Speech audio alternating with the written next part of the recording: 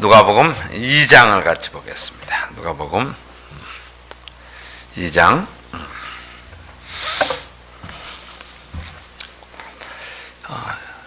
10에서 14절 말씀 보겠습니다. 누가복음 2장 10에서 14절 우리 다 같이 한 음성으로 같이 읽도록 하겠습니다. 천사가 이르되 무서워 말라. 보라, 내가 온 백성에게 미칠 큰 기쁨의 좋은 소식을 너희에게 전하노라. 오늘날 다윗의 동네에 너희를 위하여 구주가 나셨으니 곧 그리스도 주시니라. 너희가 가서 강보에 쌓여 구유에 누인 아기를 보리니 이것이 너희에게 표적이라 하더니 호련히 허다한 천군이 그 천사와 함께 있어 하나님을 찬송하여 가라되 지극히 높은 곳에서는 하나님께 영광이요 땅에서는 기뻐하심을 입은 사람들 중에 평화로다 하니라. 아멘. 계속 그 복음에 대해서 보고 있습니다. 여러분, 사복음서 중에서 내가 좋아하는 복음서가 어떤 복음서입니까? 마태복음입니까? 마가복음입니까? 아니면 누가복음입니까? 아니면 요한복음입니까? 내 마음에 또는 내가 애착이 가는 복음서는 어떤 복음서입니까? 저는 누가복음을 좀 좋아해요. 물론 처음에는 교회를 다녔을 때 요한복음은 좀 이해가 좀 많이 안 됐어요. 좀 형이상학적이고 처음 신앙생활 하는 데 있어서는 제가 할 때는 별로 요한복음은 너무 좀 이해하기가 좀 힘든 부분이었어요. 근데 누가복음은 제가 참 이렇게 쉽게 다가갈 수 있었던 복음이었어요. 복음서였습니다. 각 사람에 따라 조금씩 다릅니다. 그러나 누가복음은 보면은 좀 역사적인 관점이라든지 또는 조금 그 논리적인 부분들이 좀 많이 있습니다. 그래서 좀 따라가기가 좀 쉬웠어요. 그래서 복음서를 이해하는 데 있어서 조금 나에게는 쉽게 다가왔던 그런 복음서입니다. 사람들이 생각에 따라서 또는 취향에 따라서 아마 다 다르리라고 생각이 됩니다. 이 네 가지 복음서를 동서남북 이렇게 생각하시면 돼요. 각 사람이 본 예수님의 모습입니다. 저를 보는 모습이 가정에서 또는 교회에서 또 예전에는 학교에서 또는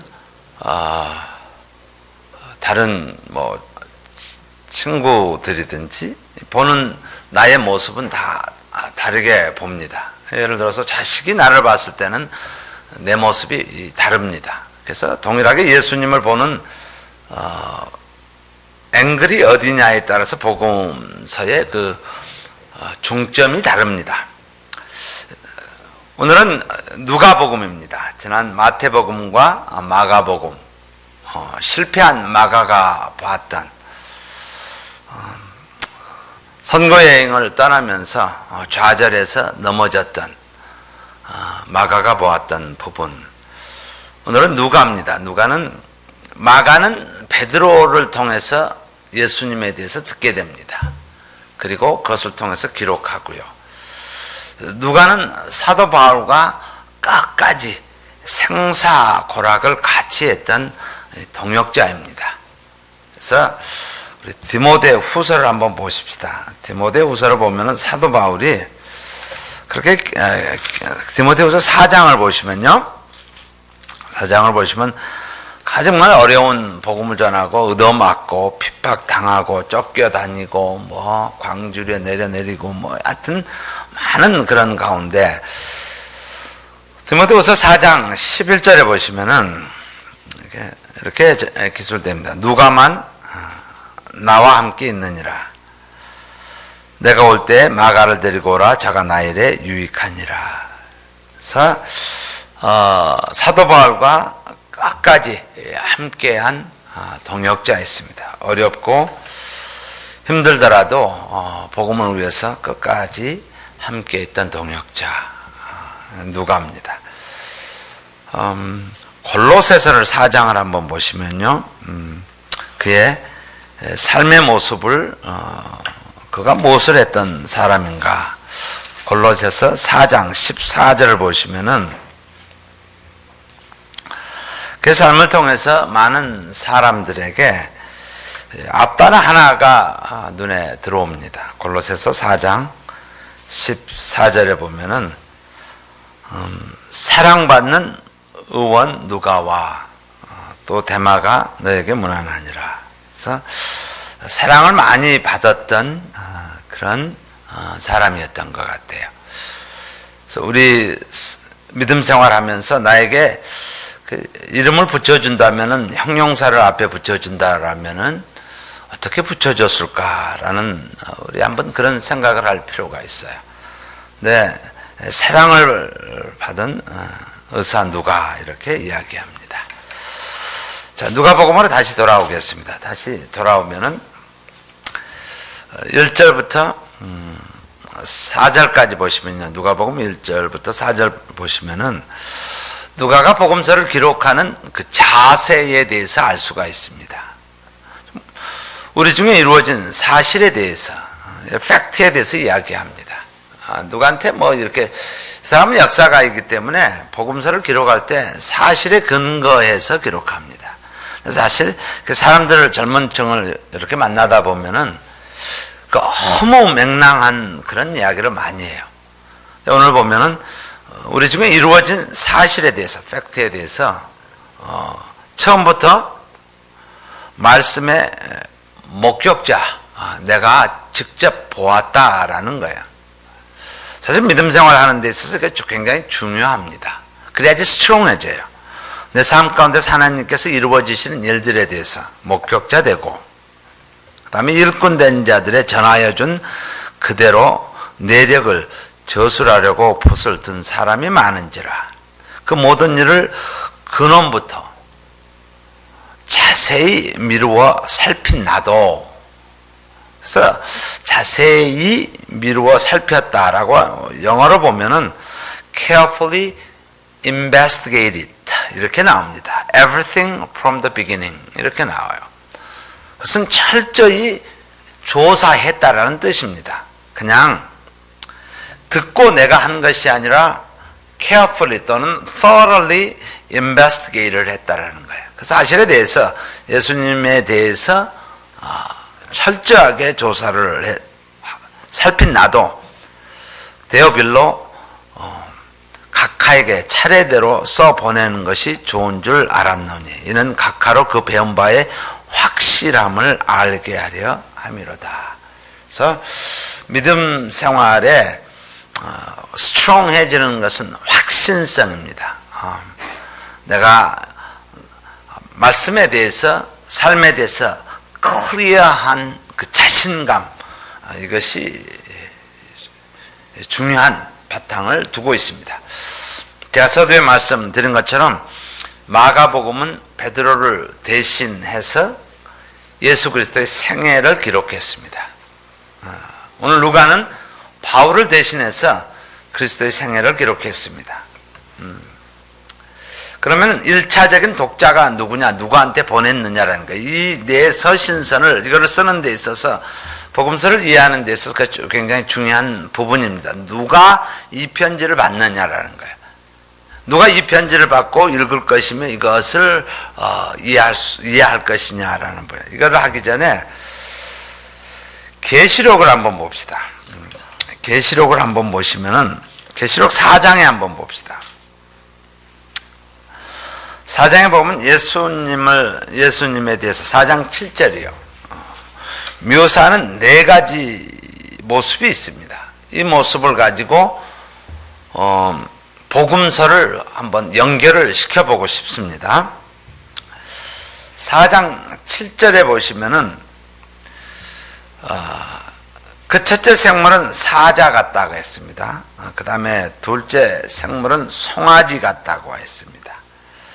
셋째 생물은 얼굴이 사람 같다고 했습니다. 그 넷째 생물은 날아가는 독수리 같다라고 했습니다. 이것을 복음서에 나오는 그 복음의 그 모습을 그대로 요약을 한 거나 비슷합니다. 첫째 생물은 사자 같다라고 했습니다. 마태는 유대인들을 대상으로 이 복음서를 기술합니다. 그래서 유대인들이 반드시 필요한 것은 족보입니다. 그리고 유대인들에게 기다리고 있는 것은 왕으로 오실 예수님을 증거하는 일입니다. 그래서 마태복음을 보면은 왕이라는 단어하고 나라라는 Kingdom of God 라는 나라라는 두 단어가 계속 반복이 됩니다. 한번 이렇게 접어 놓으시고 마태복음 2장을 한번 보십시다. 왜냐하면 이 단어가 이들에게 딱 다가와야지 마태복음을 억셉트를 할 수가 있어요. 마태복음 2장 2절에 보면 이렇게 클리어하게 이야기를 합니다. 유대인의 왕으로 나시니가 어디뇨? 이렇게 기술이 됩니다. 그래서 왕이라는 단어가 반복이 돼요. 굉장히 많이 반복이 됩니다. 하나를 더 찾아볼까요? 16장을 보십시오. 16장을 보시면은 16장 좀 많이 나와 있는 거 27장으로 갑시다. 16장보다는 27장 가장 많이 반복되는 왕이라는 단어가 많이 반복되는 마태복음 27장을 가시면은 27장 11절에 보시면 예수님에 대해서 그 재판을 피소하는 그 핵심적인 단어가 뭐냐면은 유대인의 왕이냐 이겁니다. 네가 진짜 유대인의 왕이냐. 또 29절을 보시면은 가로되 유대인의 왕이여 평안할지어다 라고 해서 유대인의 왕. 또 37절에 보시면 십자가에 달리셨을 때 그 머리 위에 있는 유대인의 왕 예수라 이렇게 적어져 있고요. 그 다음에 42절에 컨클루전이 나옵니다. 저가 남은 구원하였을 때 자기는 구원할 수 없도다. 저가 이스라엘의 왕이로다. 지금 십자가에서 내려올지라. 그러면 우리가 믿겠노라. 이런 식으로 해서 왕이라는 단어를 중점적으로 표현하고 있습니다. 그래서 마태복음을 읽으시면서 중점적인 마태가 보는 것 사자 같고 라는 단어가 왕 또는 그의 나라와 그의 의를 구하라 뭐 Kingdom of God 이런 식으로 보통 다른 데에서는 예수님이라고 하지만은 여기는 왕국 이런 식으로 천국 이렇게 표현합니다. 자, 그렇다면 두 번째는 송아지 같고 이렇게 나옵니다. 다시 말해서 소 같다라는 거예요. 마가가 기록한 것은 로마 사람들을 향해서 로마의 종들이 많습니다. 그래서 로마 사람들을 위해서 증언할 때 종으로 오신 예수님. 그래서 마가복음을 볼 때 그런 험블리스 종의 모습으로 오신 예수님. 그래서 마가복음에는 종은 족보가 없어요. 그래서 마가복음에는 족보가 없습니다. 그리고 마가복음에서 곧 immediately라는 단어가 40번이 나옵니다. 그래서 마가복음을 볼 때 종이 할 수 있는 행위는 immediately라는 단어입니다. 곧 나으니라 곧 이런 단어들이 계속 반복되어져서 나옵니다. 그래서 마가복음에서 본 예수님은 종으로 오신 예수님 이렇게 보시면 돼요. 자, 오늘 말씀은 누가복음입니다. 누가의 복음은 셋째 생물은 얼굴이 사람 같고 다시 말해서 인자로 오신 인성을 지니신 예수님 이렇게 나오는 거예요. 그래서 이렇게 동서남북으로 하든지 아니면 우아래 좌우로 표현하실 때 마태는 왕이에요. 위로 생각하면 왕으로 하시고 그다음에 마가는 밑에 있으니까 종으로 생각하시면 돼요. 저는 그렇게 이제 복음서를 그냥 머리에 넣고 있습니다. 그다음에 누가는 인성을 지니신 사람으로 오신 예수님, 그리고 요한은 신성입니다. 인성의 반대는 신성입니다. 그렇게 네 가지 앵글에서 복음서를 보는 거예요. 그래서 복음서의 어떤 부분에 내가 그것을 어프로치를 하고 싶고 내가 예수님의 이런 모습을 보고 싶다 그러면은 그런 앵글에서 보시려고 할 때 어떤 복음서를 내가 어프로치 하느냐, 이것은 중요한 부분입니다. 어떤 사람은 나는 이 신성의 부분에 포커스를 맞추시는 분들은 요한복음을 굉장히 좋아해요. 그래서 요한복음의 말씀에 굉장히 은혜를 받아요.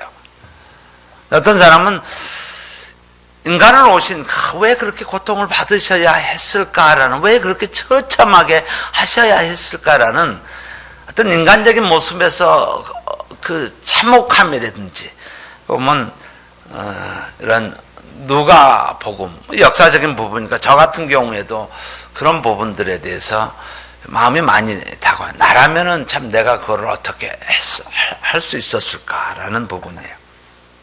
그래서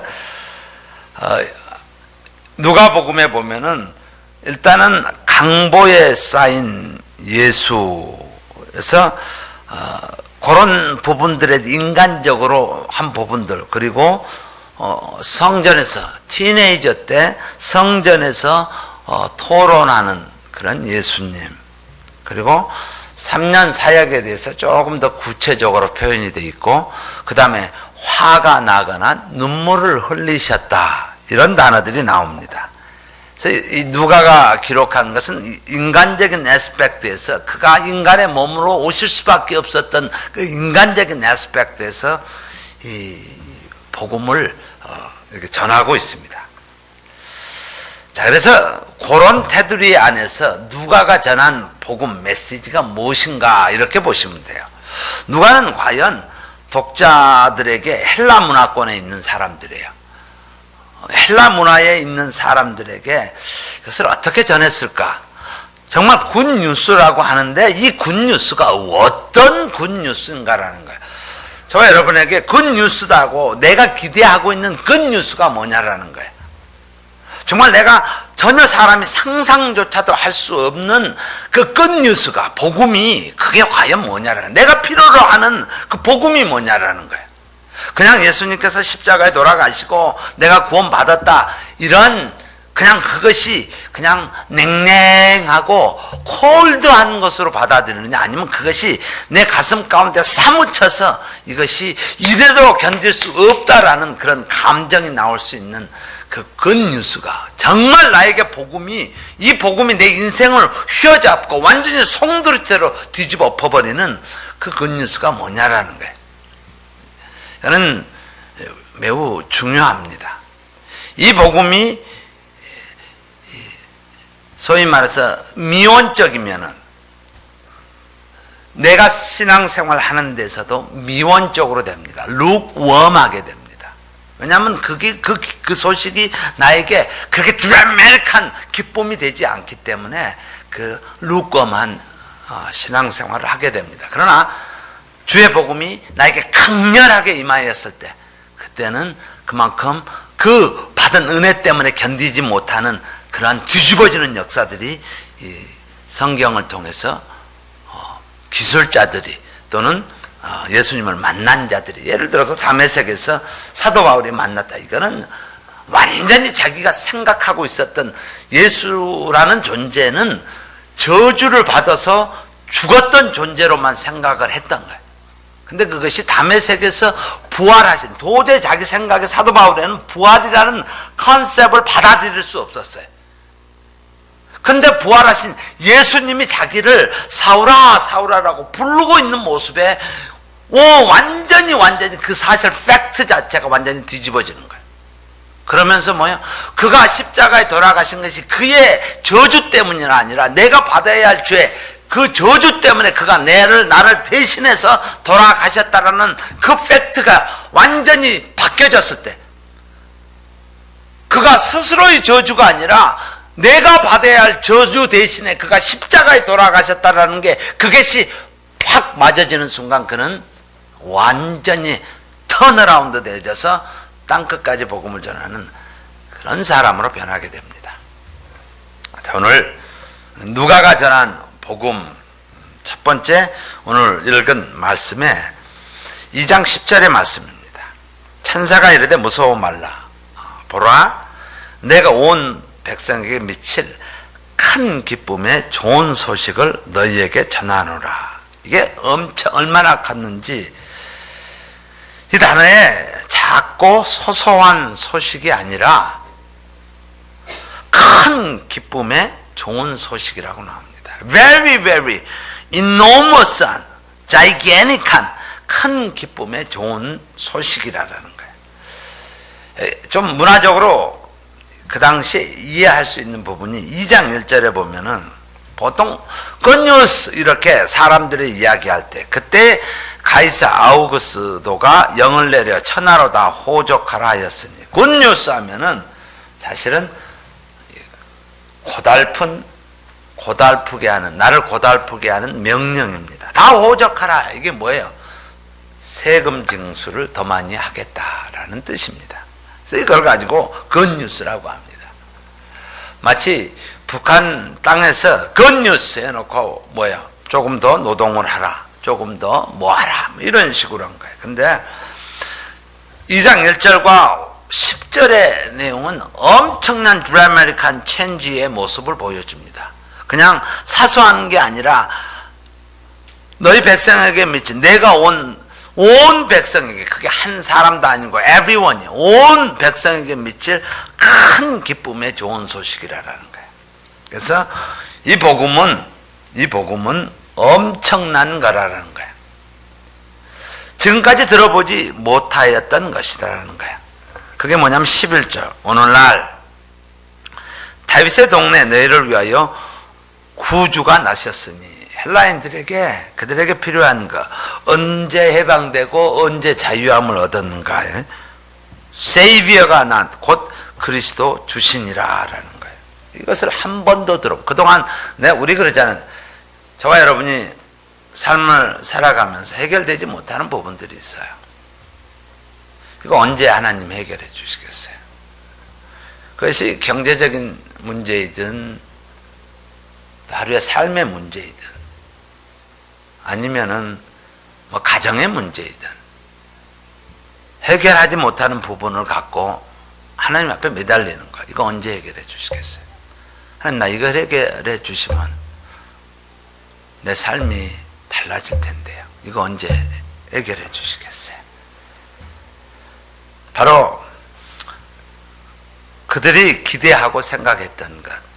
물론 제가 선교 지역을 가면은 워낙 열악하기 때문에 그들이 기대하는 것들이 굉장히 커요.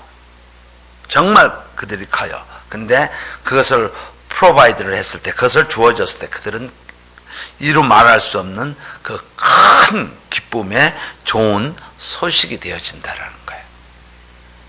바로 그것이 큰 기쁨의 좋은 소식이 2장 10절에 있는 복음은 예수께서 세상의 구주, 세이비어로 오셨다라는 거예요.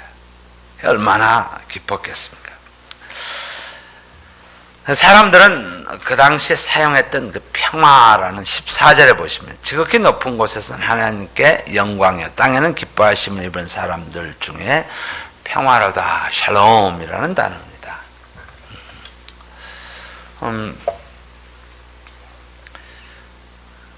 이스라엘 백성들이 기대하고 있었던 그 참 평화, 또 그 당시에 사람들이 기다리고 있었던 참 평화. 못 사는 나라 가면은 피스, 평화군 이렇게 나갑니다. 근데 세상은 평화를 추구합니다. 가정도 마찬가지고 나라도 마찬가지고 평화를 추구하지만은 그러나 그 평화는 진정으로 주어지지 않음을 우리가 알 수가 있습니다. 유엔 평화군들이 들어가 있어도 그 평화는 존재하지 않습니다. 로마 당시에도 팍스 로마 하면 로마가 평화를 원하는 그런 모습을, 모든 평화는 로마로부터라고 해서 팍스 로마 이렇게 이야기합니다. 그러나 그들이 진정으로 추구하는 것은 인위적이고 허상적인 거라는 것을 우리가 알 수가 있어요. 아마 저희 세대들은 데모도 해보고 진정으로 자유함이 무엇인지 삶 가운데 좀 있었으면, 제가 좋아하는 설교자 중에는 마틴 로이드 존스, 이분이 의학자이면서 이 분석이 참 잘하시는, 그런 말씀의 분석을 잘하시는 영국 왕실의 주치의였어요.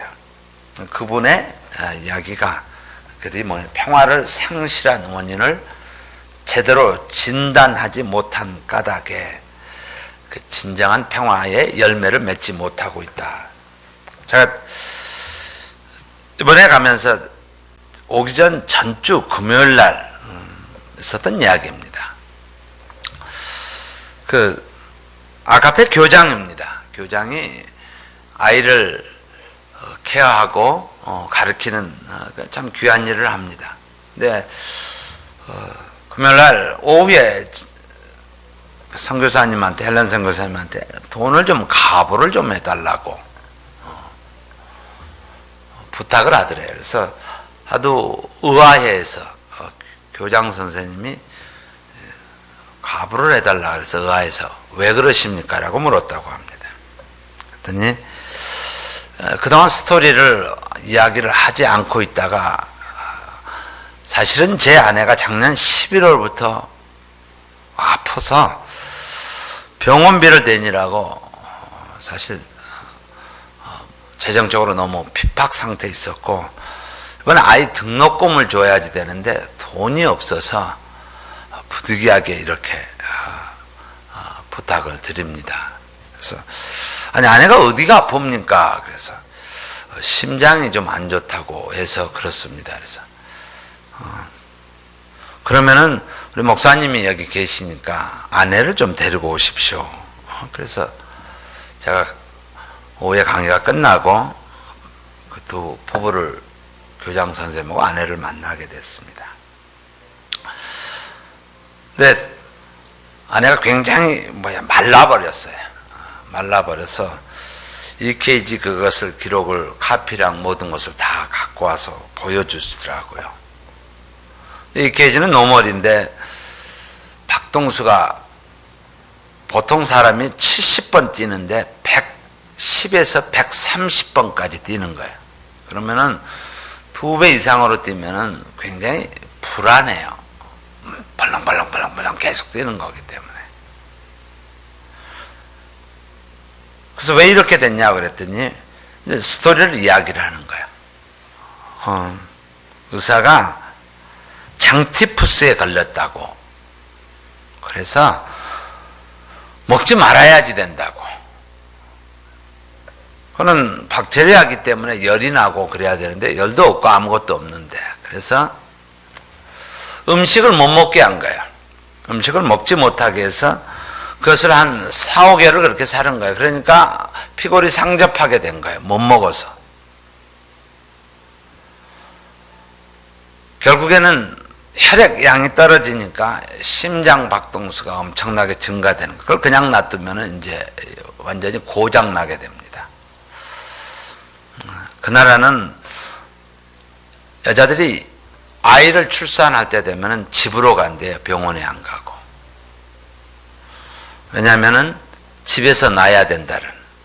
그래서 난산이 돼버리면은 출혈하고, 그래서 대부분의 여자들이 심장 질환들이 많은 게 피를 한꺼번에 많이 쏟아버리고 난산. 그래서 궁하게 나중에 사고 다 엄청나게 당하고 난 다음에 병원에 가면 이미 늦은 상태야.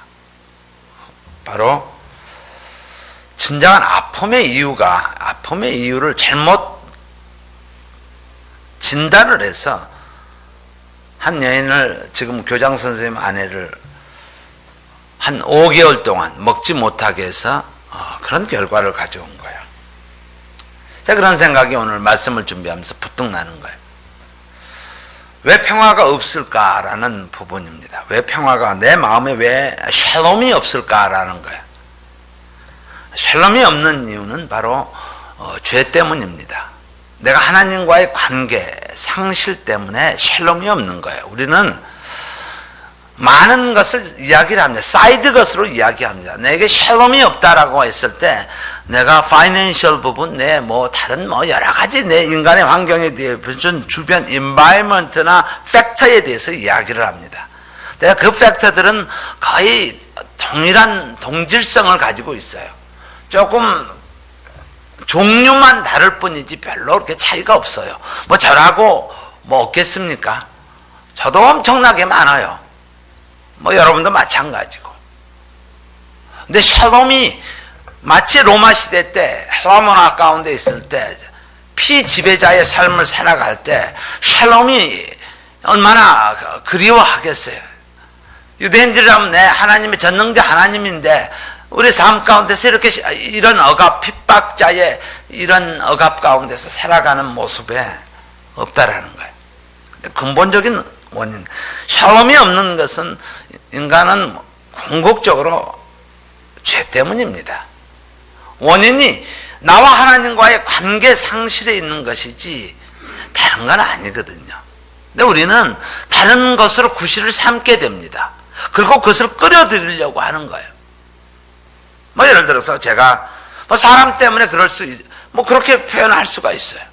끌어들일 수가 있어요. 그러나 진정 내가 예수님과 하나님과의 샬롬이 있느냐, 그 샬롬이 있으면은 비록 어렵더라도 그것을 통해서 하나님께서 뜻을 이루어 가심을 기대하는 그 기대감으로 우리는 견딜 수 있고 또 극복할 수 있고 이겨낼 수 있어요. 우리 그랬잖아요. 내가 정말 물질적으로 어려운 상황 가운데서도 나의 하나님께서는, 예수님께서는 내 삶을 그냥 놔두지 않으시고 궁극적으로 나를 하나님의 자녀로서 부끄러움이 없게 만든다는 확신이 있었기 때문에 그것을 이기고 나서 지금의 내가 여기에 와 있는 거죠. 우리는 한 여인의 아픔을 통해서 아주 단순한 거예요. 먹으면 돼. 그래서 물을 많이 드시고 실컷 드십시오. 그러면은 일주일만 지나면은 그 모든 거 다 해결됩니다. 그랬더니 그냥 두 분이 기뻐가지고, 그 다음날 또 왔어요. 너무 감사하다고. 병원에 가서 엄청난 돈을 들여야 할 그런 상황에 동일하게 우리 신앙생활에 있어서 핵심적인 분은 내 옆에 있는 내 남편, 아내, 자식 또는 믿음의 사람 또 아니면 목사가 우리는 불완전한 모습. 교회는 은혜를 체험한 사람들이 모인 곳입니다. 완벽한 사람이 모인 곳이 아니고 용서받은 자들이 모인 곳입니다. 그 은혜가 있으면은, 하나님과 관계가 설정이 되어지면은 그 다음에는 진정한 평안과 평화가 저희들에게, 우리 모두에게 있게 됩니다. 그래서 복음의 메시지가 뭐냐? 예수님께서 세상의 세이비어로, 구주로 오셨다라는 거예요. 그래서 이것은 very little tiny thing이 아니라 그가 emphasize를 강조하고 싶은 것은 큰 기쁨의 좋은 소식을 너에게 전한다. 내가 proclaim한다. 내가 너희들에게 선포한다라는 거예요. 우리가 가는 어느 곳에든 저는 가면 그래. 이것을 선포한다라고 이야기하는 거예요. 그래서 이것은 절대로 조그만 그런 스토리의 그런 소식이 아닙니다. 두 번째는 누가가 본 예수님 그 복음에 대해서 이야기를 할 때 두 번째는 예수님으로 말미암아 죄 사함의 소식입니다. 저나 여러분이나 궁극적으로 제일 힘들어하는 것이 뭐냐면은 하나님과 관계성, 다시 말해서 그것이 죄입니다. 내가 뭐를 훔쳤고 잘못된 짓을 했고, 이것은 죄의 결과로 나오는 wrongdoing이고 가장 근본적인 것은 하나님과의 관계성입니다. 근데 그것을 나의 죄를 속죄해 주신 죄 사함의 소식이라는 거. 내가 해방되어졌다. 내가 하나님의 자녀가 되어졌다라고 하면 그 엄청난 파워를 가지고 나옵니다. 인간은. 죄 사함을 받았다. 바프티즘을 할 때 애들한테 이제 더 이상 너희들이 그동안 홈리스로 하면서 스트릿보이로 하면서 엄청난 죄를 저질렀던 것, 그것이 해방되어졌다라고 했을 때 그들이 뛰고 난리가 나는 거예요. 야, 나 해방됐어 이제는. 바로 죄 사함의 굿뉴스입니다. 우리 그거를 마태복음에 한번 봅시다. 1장을 보시면요. 1장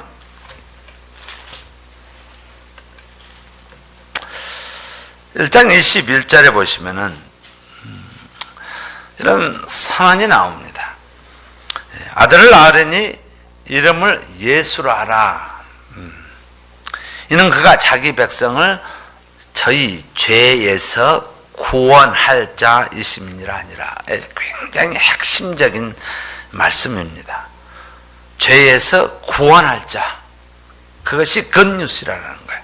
이것이 우리에게 내가 하나님 앞에 기뻐할 수 있는 것은 죄 사함의 기쁨이 그게 가장 커다란 것이, 그 죄 사함의 기쁨이 선포되는 것. 이것은 교회를 맨 처음에 이렇게 다니다 보면 이것 해석을 구원이라는, 또 이스라엘 백성들에게 구원이라는 컨셉 자체를 사회적인 불평등 또는 불균형 또는 억압된 상태 또는 속박되어진 상태, 이런 것으로부터 해방되어지는 것을 우리는 상징적으로 생각을 합니다. 그건 아니죠. 그건 아니에요. 내 죄 사함으로부터의 해방입니다. 죄인으로부터의 해방입니다. 자, 그럼 누가복음에 이제 돌아가서 마지막을 한번 봅시다. 24장에 보시면은요.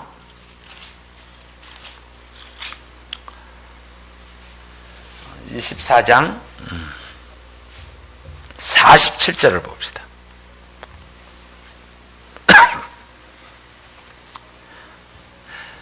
엄청난 선포예요. 이 말씀이 47절에 보면 또 그의 이름으로 죄 사함을 얻게 하는 핵심적인 단어입니다.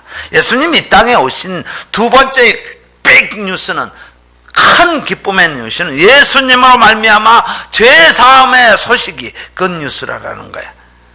얻는 회개가 예루살렘부터 시작하여 모든 족속에게 전파될 것이 기록되었으니, 그래서 중요한 것은 죄 사함이라는 거예요.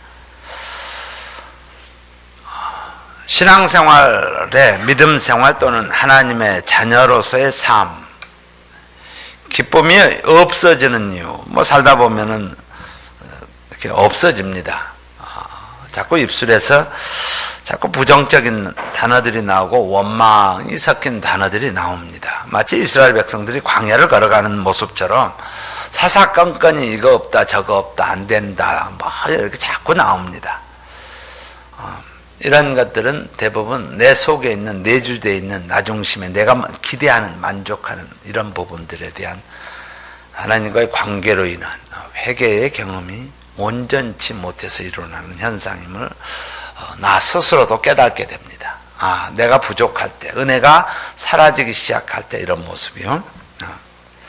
인간의 삶에서 그 기쁨을 빼앗아가는 가장 강력한 팩터, 요소는 죄책감입니다.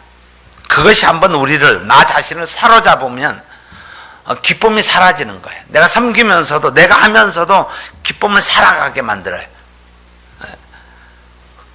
하나님께서 정말 종으로 삼아 주셨고 이 일을 감당케 하셨고 채워주시고 이럼에도 불구하고 그런 죄로 말미암아 하나님과 릴레이션십에 브로크됨으로 말미암아 일어나는 현상들. 아담이 수모잖아요. 그 모든 것을 그가 혜택을 누렸음에도 불구하고 자기가 하나님과 주인됨으로 되기를 원하는 그 모습 때문에 숨어요.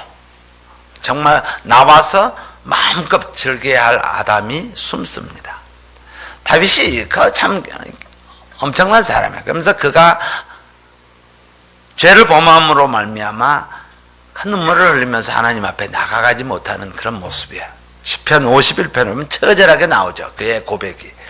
우슬초로 나를 정결케 하소서 하나님. 내가 정하게 되겠습니다. 나를 씻기소서 하나님. 내가 눈보다 이리라. 하나님 나 좀 씻어주세요. 내 죄악들 이거 좀 씻어주세요. 하나님 씻어주세요. 자, 오늘 굿뉴스가 뭐냐면 인간의 죄를 무엇으로 씻을 수 있는가? 하나님의 어린 양 오직 예수의 피로만이 가능하다라는 거예요. 바로 그의 이름으로 죄 사함을 얻어. 이렇게 기술이 됩니다. 요한일서를 한번 봅시다. 1장이요. 그런 부분에 대해서 정확하게 1장 7절에 보면 강조되어져 있습니다. 요한일서 1장 7절 보시면은 저가 빛 가운데서 계신 것 같이 우리도 빛 가운데 행하면 우리가 서로 사귐이 있고 그 아들 예수의 피가 우리를 모든 죄에서 깨끗하게 하실 것이요. 이렇게 예수님의 보혈이 우리의 모든 죄에서 깨끗하게 하실 것이라는 거. 이게 굿뉴스입니다. 예수님의 보혈로 말미암아 씻김 받았는데 그것이 저와 여러분의 그 믿음 안으로 그것이 끌어들여 와야지 돼요. 나는 죄 사함을 받은 자다라는 확신된. 그러니까 애들이 무엇을 잘못하잖아요. 학교에서 특히 이제 티네이저들 보면은 실수를 많이 하잖아요. 근데 죄를 지면 얼굴 표정이 이 머슬이 딱 이렇게 굳어져요. 경직돼요. 근데 죄 사함을 받았다 하면은 관계가 부모고 회복이 되면 일단 얼굴 근육이 열려지게 돼요. 편안하게 되어지는 거예요. 바로 이 엄청난 선언입니다. 죄 사함의 소식입니다. 그다음 세 번째, 누가가 전하고 싶은 좋은 소식.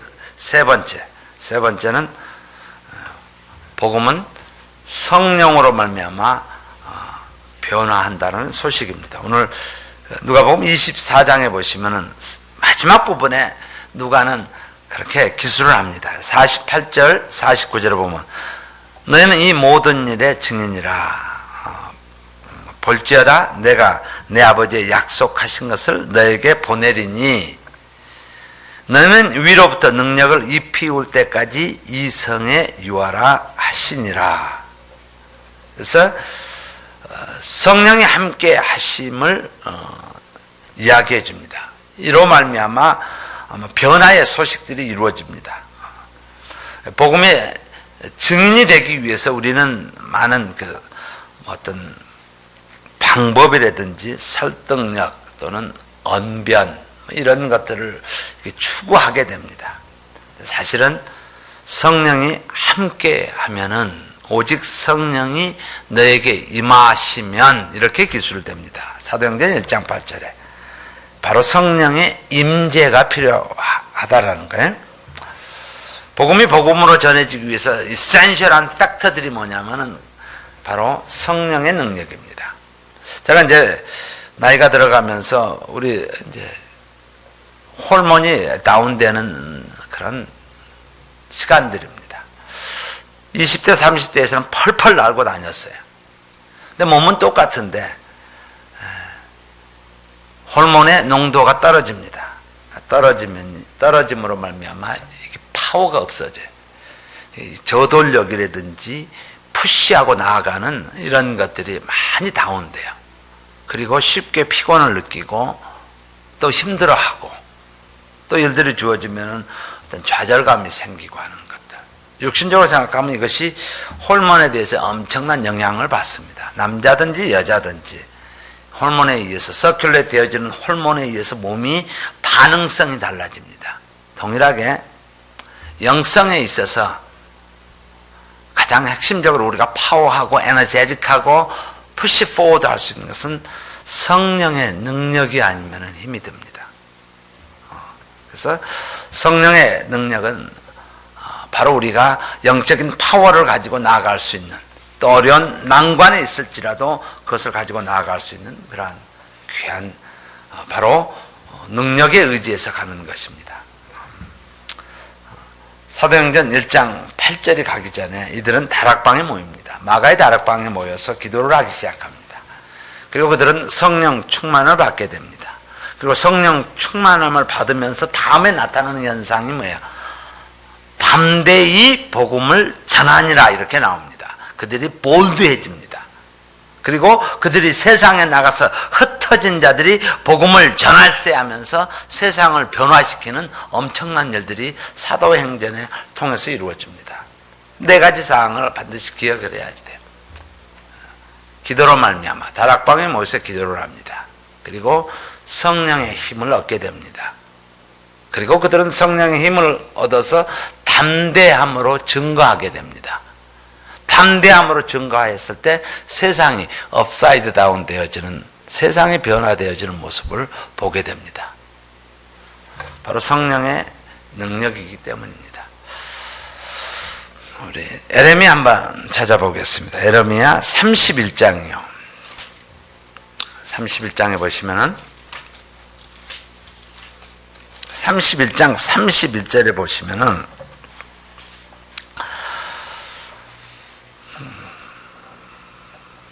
13장을 보겠습니다. 13장. 일단 31절을 가기 전에 13장 23절이요.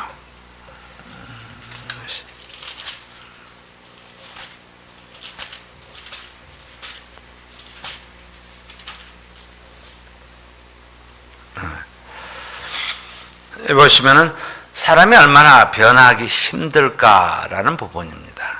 보면은 구스인이다 그러면은 흑인들을 이야기합니다. 구스인이 그 피부를, 표범이 그 반점을 변할 수 있느냐? 할 수 없어요. 그래서 다시 말해서 사람이 그만큼 변하기 힘들다라는 것을 상징적으로 표현합니다. 구스인이 그 피부를, 표범이 그 반점을 변할 수 있느냐? 그렇게 할 수 없는 모습을 언어적으로 표현합니다. 악에 익숙한 너희도 선을 행할 수 있느니라. 그러면서 31장을 가겠습니다. 31장에 31절에 보시면은 소위 말해서 희망의 메시지를 전합니다. 에레미야 선지자를 통해서요, 이스라엘 백성들에게 희망의 메시지가 32절, 나 여호와가 말하노 보라 날이 이르니 내가 이스라엘 집과 유다의 집에 뉴 카베넌트 새 언약을 세우리라. 그 다음에 33절, 나 여호와가 다시 말하노라. 그러나 그날 후에 내가 이스라엘 집에 세울 언약은 이러하니 곧 내가 나의 법을 그들의 속에 두며 그 마음에 기록하여 나는 그들의 하나님이 되고 그들은 내 백성이 될 것이라. 다시 말해서 희망의 메시지, 새 언약은 우리 마음 속에서 시작이 된다라는 거예요. 예수님께서 이 땅에 오셔서 첫 번째 가나의 혼인잔치에 포도가 심볼릭하게 나옵니다. 예수님이 우리 안에 들어가면은 기쁨이 넘친다는 우리 안에라는 그것을 제일 먼저 이미지로서 줍니다. 가나의 혼인잔치. 바로 너희 속에 두며 너 마음에 기록하며, 그 다음에 에스겔서 36장에 보면은 또 새 영을 너희 속에 두고 새 마음을 너희에게 주되, 이렇게 내 새 영을 너희에게 주고 내 마음을 너희에게 준다, 이렇게 표현이 됩니다. 자, 누가복음의 시작은 예수님이 이 땅에 오실 때 성령으로 잉태하사 이렇게 시작이 됩니다. 그 다음에 교회가 시작이 될 때 성령이 오순절에 강림함으로 말미암아 시작이 됩니다. 사람의 변화는 성령으로 가능합니다. 그래서 세 가지 팩터를 누가는 클리어하게 그것을 시작에 이니셜에 도입을 합니다. 예수님이 이 땅에 오셨을 때, 내려오실 때 성령으로 잉태하사라는 부분이 나오고, 교회가 태동이 되어졌을 때 성령의 강림으로 태동이 되고, 그 그 다음에 새 영을 너에게 준다. 우리의 변화는 성령으로 가능하다라는 것이. 그래서 우리는 하나님의 영이 나를 지배함으로 말미암아 우리는 하나님의 차원을 누리는 그런 모습으로 되어지는 것입니다. 그래서 오늘 누가복음을 그런 각도에서 한번 봤습니다. 역사학자고 의사인. 어떻게 보면 그 치료적인 관점에서 회복을 어떻게 할 것이냐. 이 사람은 의사이기 때문에 궁극적으로 내가 어떻게 회복될 것이냐라는 관점에서 그것을 보는 거예요. 그래서 그 회복은 바로 예수 그리스도로 말미암아. 첫 번째는 그것은 엄청난 커다란 소식이다. 이것이 굿뉴스고, 그 회복은 예수 그리스도로 말미암아 죄 사함에서 그를 통해서 그로 말미암아 죄 사함이 이루어진다. 고침을 받는다라는 의사의 개념을 그대로 갖다 집어넣은 거예요. 예수님을 통해서 우리가 회복이 된다. 고침을 받는다. 내 삶 가운데서 변화가 일어난다라는 거예요. 근데 거기에 대한 세 번째는 그 소식은 성령이 함께함으로 일들이 새로 시작이 된다. 마치 예수님께서 잉태하셨을 때 성령으로 말미암아 된 것처럼, 교회가 시작되어졌을 때 성령으로 말미암은 것처럼 내 삶이 새로운 변화, 새 영이, 새 마음 내 속에 두겠다라는 것도 성령으로만이 가능하다라는 거예요. 그래서 우리 가운데서 그러한 하나님의 영을 체험하고 또 살아가는 저와 여러분이 되기를 주의 이름으로 축원합니다.